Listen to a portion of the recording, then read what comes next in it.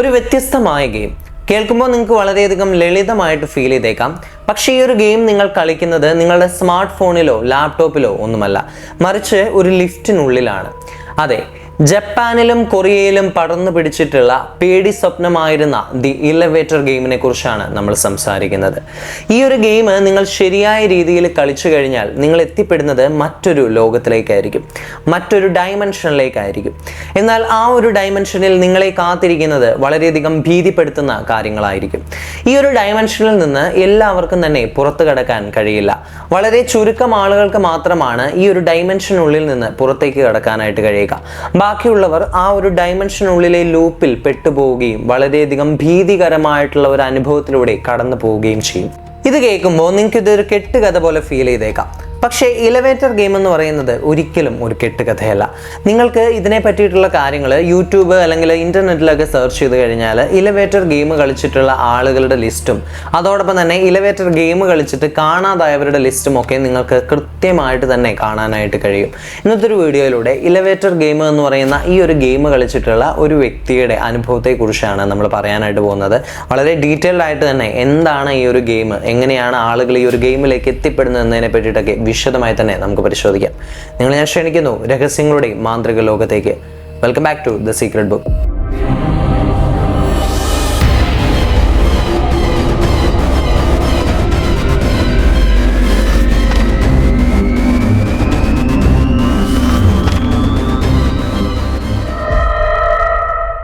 Video തുടങ്ങുന്നതിന് മുമ്പ് നിങ്ങൾ ഗോസ്റ്റിലൊന്നും ബിലീവ് ചെയ്യുന്ന ആളുകളല്ല എങ്കിൽ ഈ ഒരു വീഡിയോ കണ്ടു കഴിയുമ്പോൾ നിങ്ങൾ ഓട്ടോമാറ്റിക്കായിട്ട് ഗോസ്റ്റ് എന്ന് പറയുന്ന ഒരു കൺസെപ്റ്റിൽ വിശ്വസിച്ച് പോകും.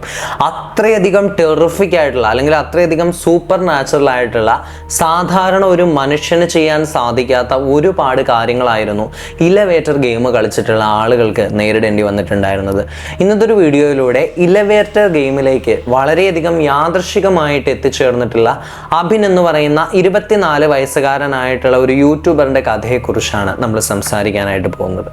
അഭിൻ എന്ന് പറയുന്ന 24 വയസ്സുകാരനായ ഒരു യുവാവ്, നമ്മളെപ്പോലെ തന്നെ വളരെയധികം സാധാരണക്കാരനായ ഒരു യുവാവ്. എന്നാൽ അവനൊരു യൂട്യൂബ് ചാനൽ ഉണ്ടായിരുന്നു. അവൻ്റെ ചാനലിൽ അവൻ ഏറ്റവും കൂടുതൽ ചെയ്തിട്ടുണ്ടായിരുന്ന കോണ്ടന്റ്സ് എന്ന് പറയുന്നത് വളരെയധികം ദുരൂഹമായിട്ടുള്ള സ്ഥലങ്ങളെ പറ്റിയും അതുപോലെ തന്നെ വളരെയധികം വിചിത്രമായിട്ടുള്ള സംഭവങ്ങളെ പറ്റിയിട്ടുമൊക്കെയുള്ള എക്സ്പ്ലോറേഷൻ വീഡിയോസ് ആയിരുന്നു. അവൻ്റെ ഏറ്റവും വലിയ ഹോബി എന്ന് പറയുന്നതും ഇത് തന്നെയായിരുന്നു.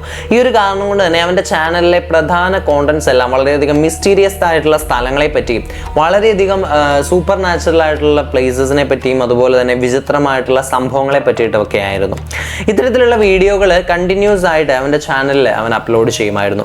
അങ്ങനെ ഇരിക്കുന്ന സമയത്താണ് ആ വിചിത്രമായിട്ടുള്ള വാർത്ത ലോകമെമ്പാടും പടരുന്നത്. കൊറിയയിലും ജപ്പാനിലും ഒരു വിചിത്രമായിട്ടുള്ള ഗെയിം ലോഞ്ച് ചെയ്തിരിക്കുന്നു. ആ ഒരു ഗെയിം കളിച്ചിട്ടുള്ള ആളുകളിൽ ഭൂരിഭാഗം ആളുകളും അപ്രത്യക്ഷരായിരിക്കുന്നു, അല്ലെങ്കിൽ ആ ഗെയിം കളിച്ചിട്ടുള്ള ആളുകളിലെ മിക്ക ആളുകളെയും കാണാതാകുന്നു. വളരെയധികം സൂപ്പർ നാച്ചുറൽ ആയിട്ടുള്ളതും വളരെയധികം ഭീതിപ്പെടുത്തുന്നതുമായിട്ടുള്ള ഡീറ്റെയിൽസ് ആയിരുന്നു വാർത്തയിലൂടെ ലോകമെമ്പാടും അറിഞ്ഞിട്ടുണ്ടായിരുന്നത്. ആ ഒരു ഗെയിം കളിച്ചിട്ടുള്ള ആളുകളുടെ CCTV വിഷ്വൽസ് സഹിതം വാർത്തയിൽ പ്രചരിച്ചിട്ടുണ്ടായിരുന്നു. വളരെയധികം സൂപ്പർ നാച്ചുറൽ ആയിട്ടുള്ള ഒരുപാട് കാര്യങ്ങളായിരുന്നു ഈ ഒരു ഗെയിമോട് കൂടിയിട്ട് ലോകത്തിന് മുൻപിലേക്ക് വന്നിട്ടുണ്ടായിരുന്നത്. എന്നാൽ അഭിൻ എന്ന് പറയുന്നത് ഈ ഒരു കാര്യത്തിൽ ഒന്നും വിശ്വസിക്കുന്ന ഒരു വ്യക്തിയായിരുന്നില്ല, അല്ലെങ്കിൽ സൂപ്പർ നാച്ചുറൽ ആയിട്ടുള്ള ഒരു കാര്യത്തെ പറ്റിയോ അല്ലെങ്കിൽ ഇത്തരത്തിലുള്ള കാര്യങ്ങളെ പറ്റി ഒന്നും വിശ്വസിക്കുന്ന ഒരാളായിരുന്നില്ല. എന്നാൽ ഈ ഇത്തരത്തിലുള്ള ഒരു വാർത്ത ലോകമെമ്പാടും പടരാനായിട്ട് ആരംഭിച്ചു കഴിഞ്ഞപ്പോൾ അഭിൻ്റെ യൂട്യൂബ് ചാനലിലെ സബ്സ്ക്രൈബേഴ്സ് അഭിനോട് ഈ ഒരു ഗെയിമിനെ പറ്റിയിട്ടുള്ള ഒരു വീഡിയോ ചെയ്യുക അല്ലെങ്കിൽ ഈ ഒരു ഗെയിം ട്രൈ ചെയ്യുക എന്ന് കണ്ടിന്യൂസ് ആയിട്ട് പറയാനായിട്ട് ആരംഭിച്ചു. ഇതേ സമയത്ത് അഭിന് സബ്സ്ക്രൈബേഴ്സിന് നൽകിയിട്ടുണ്ടായിരുന്ന ഒരു മറുപടി എന്ന് പറയുന്നത് ഇതൊക്കെ വെറും ഒരു അന്ധവിശ്വാസമാണ്, അല്ലെങ്കിൽ മനുഷ്യർ ഉണ്ടാക്കിയെടുക്കുന്ന വെറും കെട്ടുകഥകൾ മാത്രമാണ്, വാർത്താ ചാനലുകാർ അവരുടെ റേറ്റിംഗ് കൂട്ടുന്നതിന് വേണ്ടി മാത്രം ചെയ്തിട്ടുള്ള ചില കെട്ടുകഥകൾ മാത്രമാണ് ഇവയൊക്കെ എന്ന് പറഞ്ഞിട്ടായിരുന്നു അഭിന് തൻ്റെ സബ്സ്ക്രൈബേഴ്സിനോട് റിപ്ലൈ ചെയ്തിട്ടുണ്ടായിരുന്നത്. എന്നാൽ കണ്ടിന്യൂസ് ആയിട്ട് വീണ്ടും അഭിനോട് ഈ ഒരു ഗെയിം ട്രൈ ചെയ്യാനായിട്ട് സബ്സ്ക്രൈബേഴ്സ് റിക്വസ്റ്റ് ചെയ്തത് പ്രകാരം അവസാനം ഇലവേറ്റർ ഗെയിം എന്ന് പറയുന്ന ഈ ഒരു ഗെയിം ട്രൈ ചെയ്യാനായിട്ട് അഭിൻ തീരുമാനിക്കുകയാണ്. തൻ്റെ സബ്സ്ക്രൈബേഴ്സിനോട് ഈ ഒരു ഗെയിമൊക്കെ വെറും അന്ധവിശ്വാസമാണ്, ഇത്തരത്തിലുള്ള പ്രചരിക്കുന്ന കഥകളൊക്കെ കേവലം റേറ്റിംഗ് കൂട്ടുന്നതിന് വേണ്ടി മാത്രം മീഡിയാസ് ഇറക്കി വിടുന്ന ചില കാര്യങ്ങളാണ് എന്നൊക്കെ പറഞ്ഞുവെങ്കിലും യഥാർത്ഥത്തിൽ അഭിൻ്റെ ഉള്ളിൽ ഈ ഒരു ഗെയിമിൻ്റെ സത്യാവസ്ഥ എന്താണ് എന്ന് അറിയണമെന്ന് അഭിനുണ്ടായിരുന്നു. ഈ ഒരു കാരണം കൊണ്ട് തന്നെയാണ് സബ്സ്ക്രൈബേഴ്സിൻ്റെ റിക്വസ്റ്റിൻ്റെ പ്രകാരമാണ് താൻ ഈ ഒരു ഗെയിം കളിക്കുന്നതെന്ന വിധേന വരുത്തി തീർത്ത് താൻ സ്വന്തമായിട്ട് ഈ ഒരു ഗെയിം ട്രൈ ചെയ്യാനായിട്ട് തീരുമാനിക്കുന്നത്. യഥാർത്ഥത്തിൽ ഈ ഒരു ഗെയിം കളിക്കുക അല്ലെങ്കിൽ ഈ ഒരു ഗെയിമിൻ്റെ സത്യാവസ്ഥ അറിയുക എന്നത് സബ്സ്ക്രൈബേഴ്സിനേക്കാൾ കൂടുതൽ ആവശ്യം അഭിന് തന്നെ ആയിരുന്നു എന്ന് സാരം. അങ്ങനെ ഒരു ശനിയാഴ്ച രാത്രി നഗരത്തിലെ ഏറ്റവും വിജനമായിട്ടുള്ള 10 നിലകളുള്ള ഒരു ബിൽഡിംഗ് ആയിരുന്നു അഭിൻ ഈ ഒരു ഗെയിം കളിക്കുന്നതിനായി തിരഞ്ഞെടുത്തിട്ടുണ്ടായിരുന്നത്. കയ്യിലൊരു ക്യാമറയും നെഞ്ചിനുള്ളിൽ ഭയവുമായിട്ട് അഭിൻ ആ ഒരു കെട്ടിടത്തിനരികിലേക്ക് നടക്കുകയാണ്. സബ്സ്ക്രൈബേഴ്സിനോട് ഇതൊക്കെ കേവലം അന്ധവിശ്വാസങ്ങളാണ്, ഇതൊക്കെ കേവലം കെട്ടുകഥകളാണ് എന്ന് പറഞ്ഞിരുന്നുവെങ്കിലും താൻ യഥാർത്ഥത്തിൽ ഈ ഒരു ഗെയിം ട്രൈ ചെയ്യാൻ പോകുന്ന സമയത്ത് അഭിന് നല്ല രീതിയിലുള്ള ഒരു ഭയം ഉണ്ടായിരുന്നു. ആ ഒരു ഭയത്തോടു കൂടി തന്നെ ആ ഒരു കെട്ടിടത്തിനെ അവൻ സമീപിച്ചു. ഈ ഒരു ഗെയിമിന് കൃത്യമായിട്ടുള്ള നിയമങ്ങൾ ഉണ്ടായിരുന്നു. ഈ ഒരു ഗെയിം കളിക്കാനായിട്ട് 10 നിലകളുള്ള കെട്ടിടം തന്നെ ആയിരിക്കണം ചൂസ് ചെയ്യേണ്ടത്. രണ്ടാമതായിട്ട് ഈ ഒരു ഗെയിം കളിക്കുന്ന സമയത്ത് ലിഫ്റ്റിനുള്ളിൽ മറ്റാരുടെയും സാന്നിധ്യം ഉണ്ടാവാൻ പാടില്ല, നിങ്ങൾ ഒറ്റയ്ക്കായിരിക്കണം. ഇതായിരുന്നു ആ ഒരു ഗെയിമിൻ്റെ പ്രധാന 2 കണ്ടീഷൻസ് എന്ന് പറയുന്നത്. ഇതിനുശേഷം ഈ ഒരു 2 കണ്ടീഷൻസും മനസ്സിൽ വെച്ചുകൊണ്ട് തന്നെ അഭിൻ കൃത്യമായി ഒറ്റയ്ക്ക് തന്നെ ആയിരുന്നു ആ ഒരു കെട്ടിടത്തിലേക്ക് സമീപിച്ചിട്ടുണ്ടായിരുന്നത്. ഇതിനുശേഷം അഭിൻ ആ ഒരു ലിഫ്റ്റിനുള്ളിലേക്ക് കയറി ബട്ടണുകൾ അമർത്താനായി ആരംഭിച്ചു. ഗെയിമിന്റെ ആദ്യ ലെവലുകൾ ഇപ്രകാരമായിരുന്നു.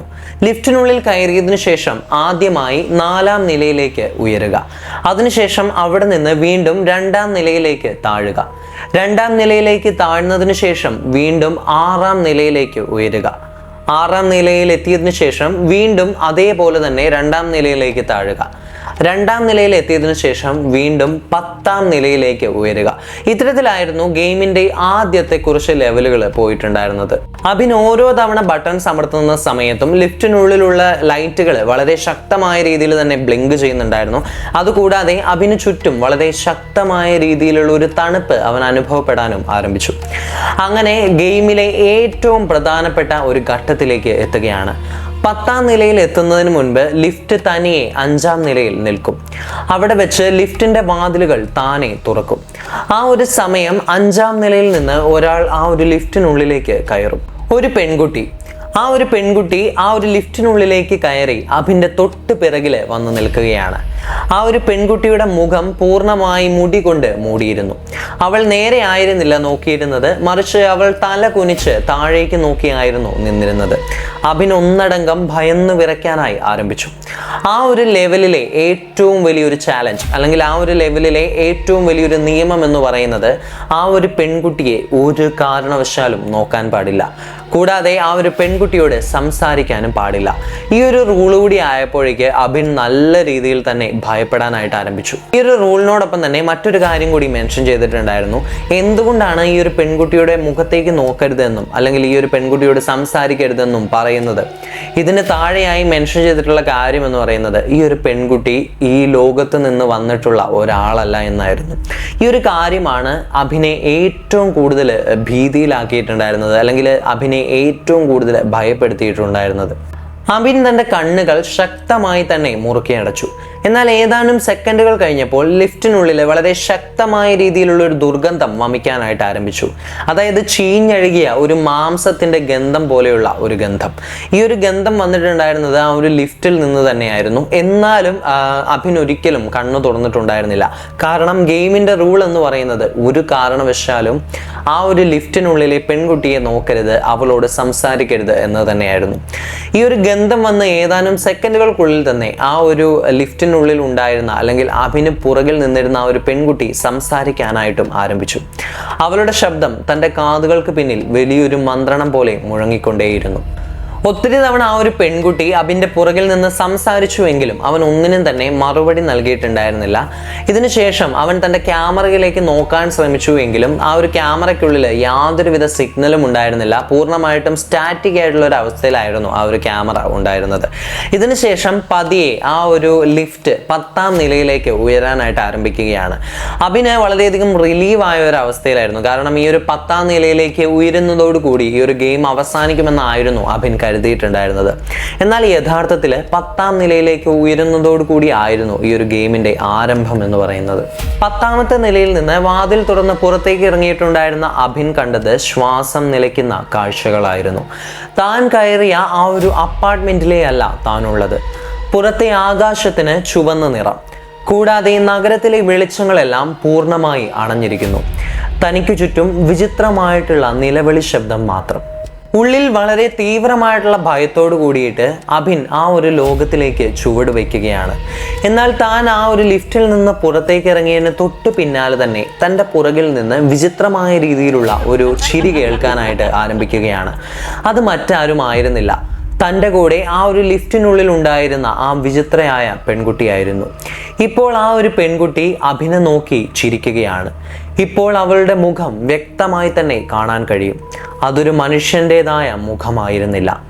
ആ ഒരു പെൺകുട്ടി അഭിനോട് പറഞ്ഞിട്ടുണ്ടായിരുന്നത് ഇപ്രകാരമായിരുന്നു: ഇനി നീ ഒരിക്കലും ഈ ലോകത്തിൽ നിന്ന് തിരികെ പോകില്ല എന്ന്.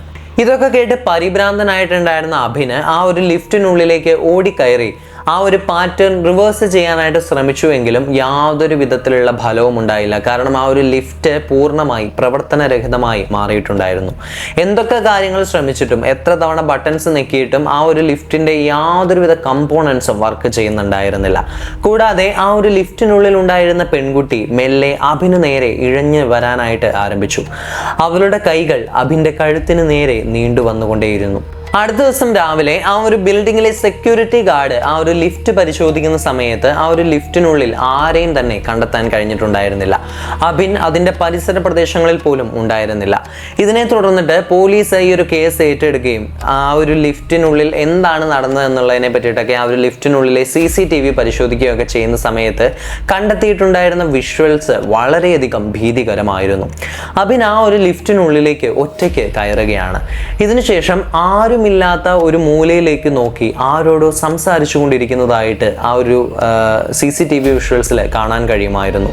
അതിനെ തുടർന്നിട്ട് വളരെയധികം എന്തിനെയോ കണ്ട് ഭയപ്പെട്ടതുപോലെ ആ ഒരു ലിഫ്റ്റിൻ്റെ ഒരു മൂലയിലേക്ക് അഭിൻ ചുരുണ്ടു കൂടുന്നതായിട്ടും ആ ഒരു CCTVയിൽ കണ്ടെത്തി. ഇതിനുശേഷം 10ാം നിലയിലേക്ക് ആ ഒരു ലിഫ്റ്റ് ഉയർന്നതിന് ശേഷം 10ാം നിലയിൽ അഭിൻ പുറത്തേക്ക് ഇറങ്ങുന്ന സമയത്ത് അഭിന് പുറകെ കറുത്ത നിഴൽ ഇറങ്ങി പോകുന്നതായിട്ടും ആ ഒരു CCTVക്കുള്ളിൽ ക്യാപ്ചർ ചെയ്യപ്പെട്ടിട്ടുണ്ടായിരുന്നു. ഈ ഒരു കാര്യം വളരെയധികം ലോകത്തെ മുഴുവൻ ഭീതിപ്പെടുത്തിയിട്ടുണ്ടായിരുന്നു. എന്നാൽ ഇന്നും അഭിൻ എവിടെയാണ് എന്നൊരു കാര്യത്തെക്കുറിച്ച് ആർക്കും തന്നെ അറിയില്ല. അഭിൻ എന്താണ് സംഭവിച്ചത് എന്നതിനെ പറ്റി ഇന്നേ വരെ പോലീസിന് പോലും യാതൊരുവിധ ഉത്തരവുമില്ല. ആ ഒരു ഗെയിം കളിച്ചിട്ടുള്ളതിൽ അവസാന കണ്ണിയാണ് അഭിൻ എന്ന് പറയുന്നത്. അഭിൻ എന്താണ് അഭിന് സംഭവിച്ചത്, അഭിൻ ആ ഒരു ലോകത്താണോ എത്തിപ്പെട്ടിട്ടുള്ളത് എന്നതിനെ തുടർന്നിട്ടുള്ള ഒരുപാട് ചോദ്യങ്ങൾ ഈ ഒരു ഗെയിമുമായി ബന്ധപ്പെട്ട് ഇന്നും മുന്നോട്ടേക്ക് വരുന്നുണ്ട്. എന്താണ് ഇതിൻ്റെ യാഥാർത്ഥ്യമെന്ന് ഇന്നേ വരെ ആർക്കും കണ്ടെത്താൻ കഴിഞ്ഞിട്ടില്ല. ഈ ഒരു കാര്യത്തെ പറ്റിയിട്ടുള്ള നിങ്ങളുടെ അഭിപ്രായങ്ങൾ തീർച്ചയായിട്ടും കമൻറ്റ് ചെയ്യുക. അതുപോലെ തന്നെ ഇത്തരത്തിലുള്ള ഹൊറർ സ്റ്റോറീസ് ഒക്കെ കേൾക്കാൻ നിങ്ങൾക്ക് ഇഷ്ടമാണെങ്കിൽ തീർച്ചയായിട്ടും സീക്രട്ട് ബുക്ക് എന്ന് പറയുന്ന നമ്മുടെ ഈ ഒരു ഫാമിലിയിൽ നിങ്ങൾക്ക് ജോയിൻ ചെയ്യാം. സോ മറ്റൊരു വീഡിയോയുമായി കാണാം.